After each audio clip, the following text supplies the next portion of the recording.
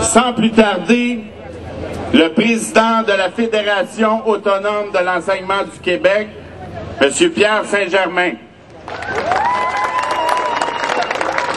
Bonjour tout le monde. La Fédération autonome de l'enseignement est particulièrement fière de prendre part à cet événement.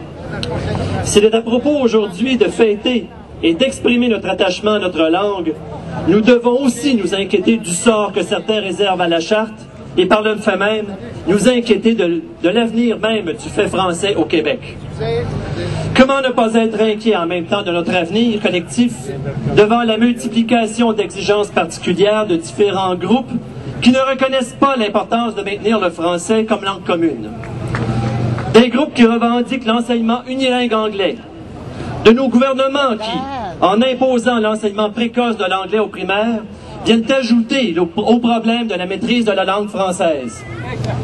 Et il nous faut résister à ces menaces en continuant de promouvoir une société francophone.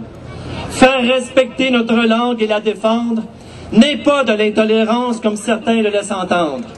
C'est d'abord et avant tout le gage d'une certaine et d'une nécessaire cohésion sociale.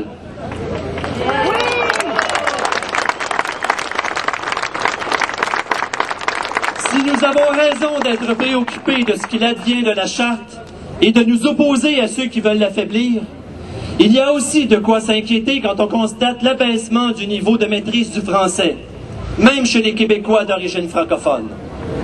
Cette dérive est un indice de plus quant à l'échec de la réforme qui a cours actuellement en éducation.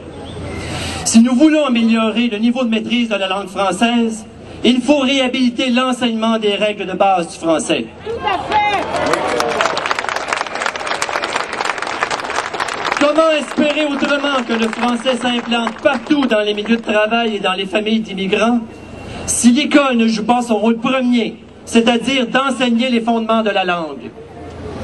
On ne peut parler d'une politique d'intégration des nouveaux arrivants sans placer le français au cœur de cette politique.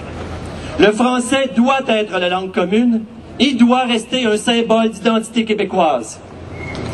Comme enseignante et enseignant de la région de Montréal, cet enjeu nous touche particulièrement et nous alerte au plus haut point, compte tenu du rôle que joue Montréal comme porte d'entrée de l'immigration au Québec.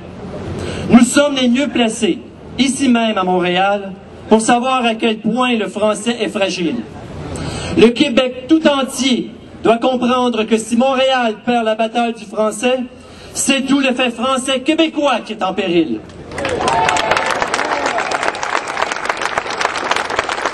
En terminant, je veux saluer l'initiative du mouvement Montréal français qui nous convie à fêter aujourd'hui les 30 ans de la Charte. Et j'invite tout le Québec à se joindre à cette fête.